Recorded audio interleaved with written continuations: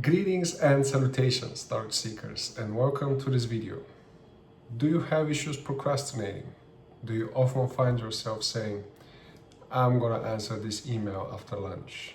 Or, I'm too lazy now, I don't wanna empty the dishwasher, let me do that tomorrow. Or maybe, I don't feel like throwing out the trash tonight, it's already dark outside and I don't wanna put on my jacket. And then the email never gets answered, somebody else empties out the dishwasher, and your significant other gets annoyed because of the smell and goes and throws out the garbage herself or himself. If you have issues with that, let me present to you one simple trick that is not going to completely solve your problem, but at least it's going to alleviate it. It's going to make it a little bit more palatable for you and the people around you. Let's get into it.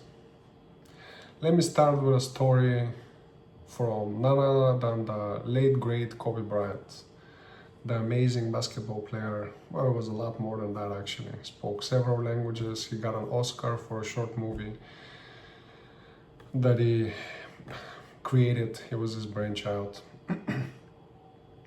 So a great individual that unfortunately was taken from us way too early. But I heard him speak one time about his training routine. He was legendary for practicing more than everybody else. His work ethic was the stuff of legends. Everybody admired how hard he worked. And his mindset when it came to working out was actually very simple. He started from the inside and took it out. So he started with making baskets from pretty close to the rim in order to maximize his chances for success. That way his workout always started on a high.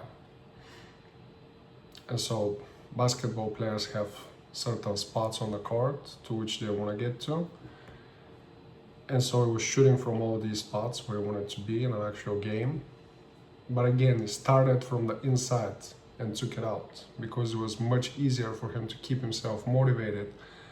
Once he saw the ball get in, it was easier for him to get into rhythm. It was easier for him to get his motor going.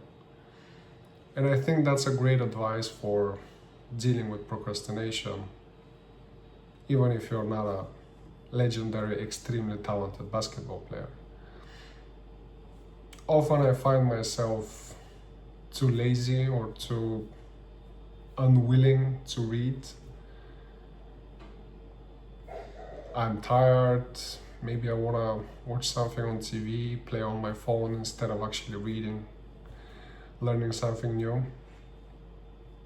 So I apply a similar mental trick to what Kobe was doing.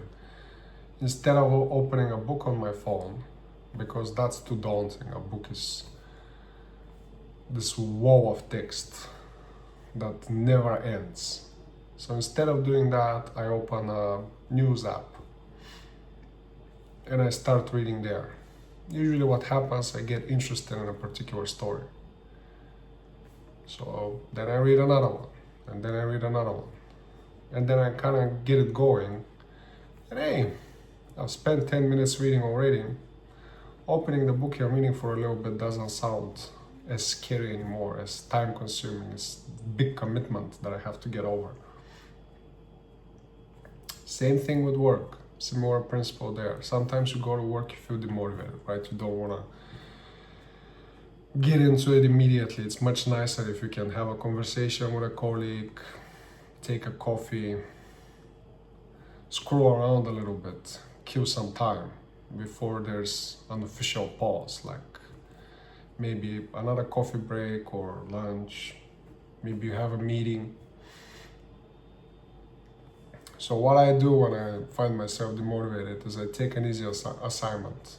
I get myself an easy win. I work with finance, so I deal with supplier invoices. Those are pretty straightforward to put in the system. Or maybe I answer an email that's also simple. I know already what to say, how to say it. That kind of gets me going and I can move on to bigger, more complicated tasks that I know are going to take more time. Because breaking those into little pieces mentally doesn't necessarily always work, right? Because you know you know that the assignment is going to take you maybe several hours, maybe several days. Even if you break it into little components, you know that the win is coming at a much later point. So it's easier, it's more simple to start with these bite-sized little assignments where you can actually check it off your to-do list and feel good about yourself. Same about going to the gym. It's better if you don't plan for going to the gym every day or have this mental image, this desire to go to the gym 4 or 5 times a week. That's a lot. Like if I'm already planning today that I have to next week do 5 training sessions, 5 workouts, that's quite a commitment, right? You have to, if you're not doing it on a regular basis, you have to reshuffle your entire life, almost, it feels like. So why even start? It's just too daunting of a task. Instead, focus on going once, and instead of aiming to be there for an hour, aim to be there for 10 minutes. 5-10 minutes is enough. You can just look around, get acquainted with the machines. You don't have to push yourself the first time. And then on your way home, think, hey, tomorrow, maybe I also go and do 5 minutes. The day after, if it comes, it comes.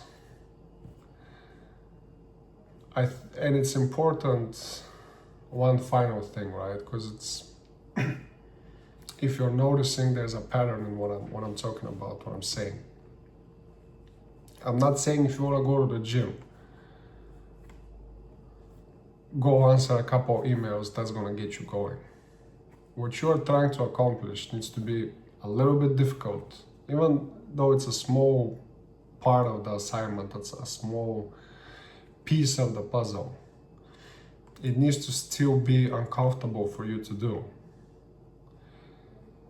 But it also needs to be somewhat related to what you're trying to accomplish. So, if you have a lot of work and you're working from home and you don't want to start working, cleaning the house is not helpful.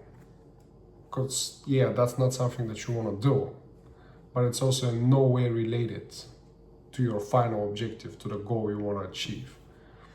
So it's in itself procrastination.